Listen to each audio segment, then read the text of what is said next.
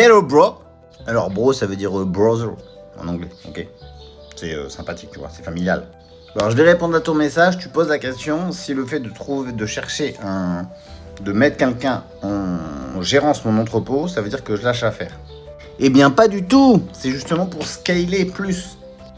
Donc en fait, ce que je fais, c'est que je cherche à mettre un freelancer, un entrepreneur ou une entreprise pour gérer mon entrepôt. D'accord. Donc c'est pour ça qu'il y a un appel d'offres en cours avec des volumes actuels, plus de 20 000 colis par an.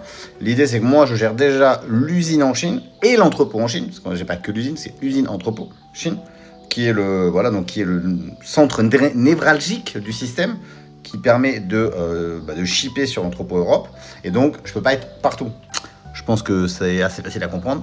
J'ai pas réussi à trouver dans le salariat, dans les gens salariés, je mens pas, j'ai pas réussi à trouver. Dans le bassin d'emploi, sur les Ulysse, des vidéos pour des offres d'emploi, j'en ai fait plein.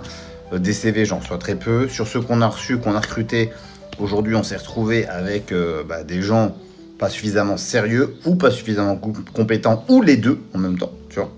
Alors, on pourra parler d'erreurs de recrutement, on pourra dire ce qu'on veut. Mais là, moi, j'ai plus le temps de gérer ça, de gérer du recrutement, du machin, du bidule.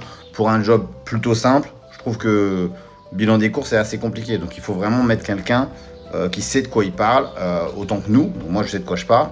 On peut pas mettre des gars qui disent oui, je fais de la logistique, machin, mais en fait, ils ont juste préparé des colis chez Amazon. Bref, c'est pas la même chose. On est sur un vrai centre logistique complet. Du picking, entrée, sortie produit, gestion des erreurs, gestion des adresses, tu vois, tout ça. Tout est quasiment automatisé, mais voilà. Et donc moi, je m'occupe de l'entrepôt Chine. Et en France, j'ai en théorie plus personne de suffisamment compétent pour s'en occuper. Et c'est pour ça que j'ai deux options.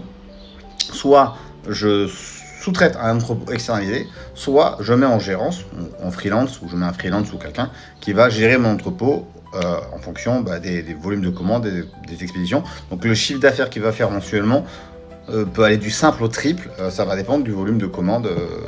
Voilà. Donc ça ne change rien pour vous, c'est juste que j'annonce la couleur officiellement et que je fais pas ça en secret. M'en fous moi.